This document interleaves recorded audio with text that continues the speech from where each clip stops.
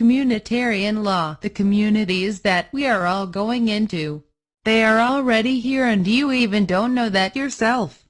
But there are agencies and non-governmental organizations set up in your communities, getting money from government funding, from the UN as well from various other organizations and foundations, to guide the new societies as we are going downhill, you see. That's why they are pulling the economy now. They could keep going another 50 years if they wanted to.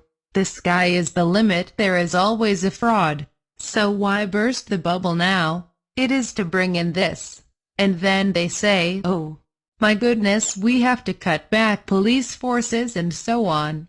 There is going to be a lot of crime in the areas, and what will we do about garbage and taxes and so on? Well, guess what? You will all go to meetings in your communities and all participate, you see. That's your stake in being a stakeholder, you see. Now it says here, communitarian law is the law regulating all community-based government.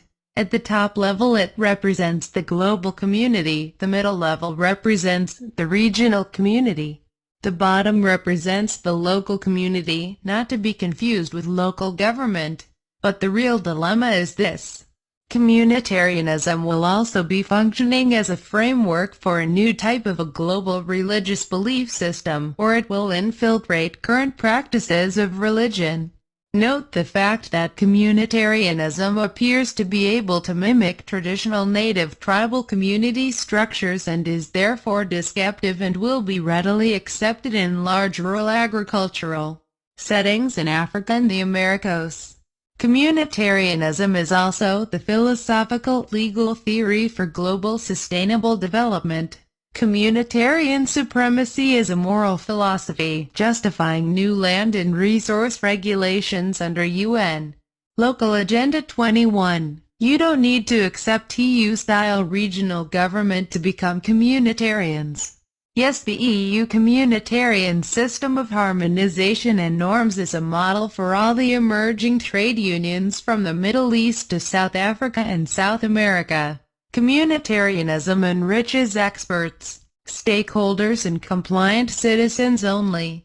Individuals who can think for themselves need not apply. Voters who insist their national and state law reign supreme in their nations must be re-educated into more moral, enlightened thinking. Our common destiny requires we all share one common purpose. We can forget common sense is completely outdated. Now, Common Purpose was one massive organization set up by the Royal Institute for International Affairs. It brought in members of the European movement that helped set up the integration of Europe. And they went on to form Common Purpose and work with Chatham House. They train future leaders to be your leaders in the community. They pick them at school, folks, to make sure they have the right indoctrination and the right ability to stick to what they are told to stick to, have good lying abilities, of course, be very charming at the same time. In other words, good psychopaths. They have already got them trained to appear at the right time, for whatever purpose that happens to be. And America has its own version of Common Purpose working steadily all through its system, so does Canada.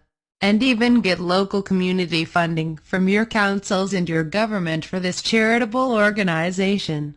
And believe you me, this is what's coming in, this is the system that is coming in.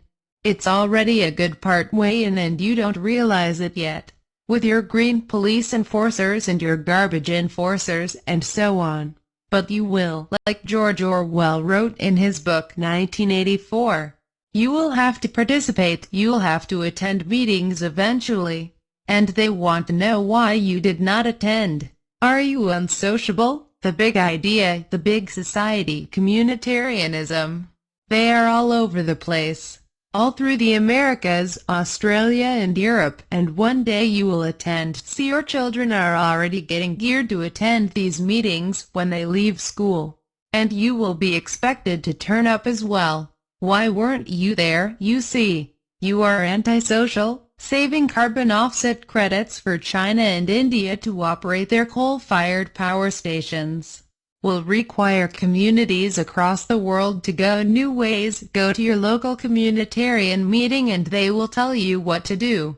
Having nationwide electrical grid cutoffs for 12 hours weekly. Maybe we can all seize some solar panels from the rich neighbor and also seize extra sweaters and share them when we are freezing in the winter. And what about that friendly family around the corner? They are desperately in need of a new home. Let's seize that guy's unused property down the road. They always said too, if you want to change the world, you do it through the female. Nero said it, Hitler said it, and Hitler said the woman wants security and food for her children. She goes for the powerful person. Therefore we will aim our propaganda at the female.